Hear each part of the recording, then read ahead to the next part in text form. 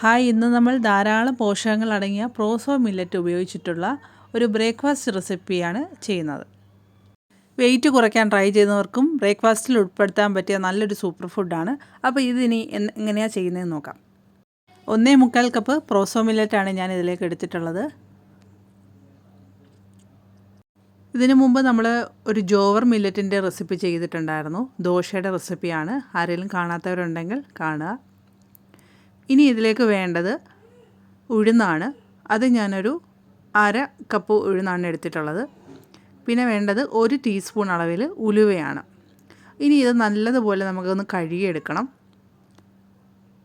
അപ്പം ഞാനിതൊരു രാത്രി മുഴുവൻ സോക്ക് ചെയ്ത് വെച്ചിട്ടുള്ളതാണ്. അല്ലെങ്കിൽ ഒരു 6 മുതൽ 8 അവർ വരെ നമുക്ക് കുതിർക്കാൻ വെക്കാം.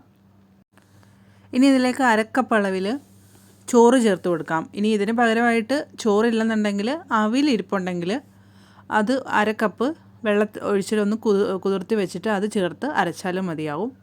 അപ്പോൾ ഞാനിത് നന്നായിട്ട് തന്നെ അരച്ചെടുത്തിട്ടുണ്ട്. ഇനി ഇതൊന്ന് പുളിപ്പിക്കാനായിട്ട് വെക്കണം. 6 മുതൽ 8 അവർ വരെ വെക്കുന്നതാണ് നല്ലത്.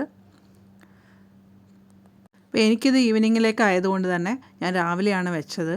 അപ്പോൾ ഇവിടെ അത്യാവശ്യം നല്ലൊരു ക്ലൈമറ്റൊക്കെ മാറി തുടങ്ങിയതുകൊണ്ട് തന്നെ 7 അവർ 6 മണിക്കൂറൊക്കെ ആയപ്പോൾ തന്നെ നന്നായിട്ട് പുളിച്ച് കിട്ടിയിട്ടുണ്ട്.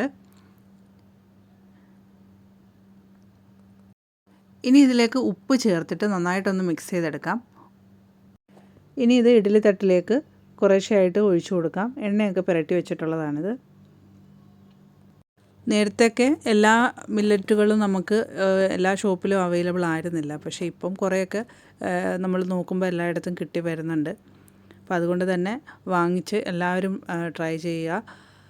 വളരെ ഹെൽത്തിയാണ്. അതുപോലെ പ്രത്യേകിച്ച് വെയിറ്റ് കുറയ്ക്കാനൊക്കെ നോക്കുന്നവർക്ക് ഏറ്റവും നല്ലൊരു ഫുഡ് തന്നെയാണ്. അപ്പോൾ ഇത് ഞാൻ നന്നായിട്ട് ഒഴിച്ചെടുത്തിട്ടുണ്ട്. ഇനി ഇത് നമുക്ക് നല്ലതുപോലെ ഒന്ന് ക്ലോസ് ചെയ്ത് ഇഡ്ഡലി തട്ടിലേക്ക് ഇറക്കി വെച്ചിട്ട് ഇത് നല്ലതുപോലെ ഒരു 10 മിനിറ്റ് നന്നായിട്ട് സ്റ്റീം ചെയ്യണം. അപ്പോൾ ഞാൻ ഉപയോഗിക്കുന്നത് ഒരു ഇഡ്ഡലി കുക്കറാണ്, ഇഡ്ഡലി തട്ടല്ല.